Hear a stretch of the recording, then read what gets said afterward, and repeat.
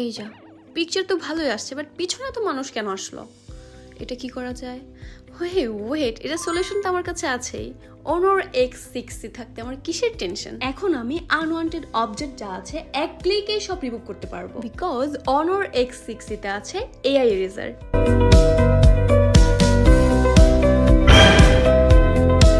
Wait, কি ভাবছেন ফোনটি ভেঙে গেছে? না, এটা এত সহজে ভাঙবে না। আরেকটা ইন্টারেস্টিং বিষয় শুনবেন না? ফোনটিতে কিন্তু অ্যাডভান্স AI বাটন রয়েছে, যার মাধ্যমে আমি কিন্তু এক ক্লিকে আমার পছন্দের অ্যাপসে খুব সহজেই ঢুকতে পারি।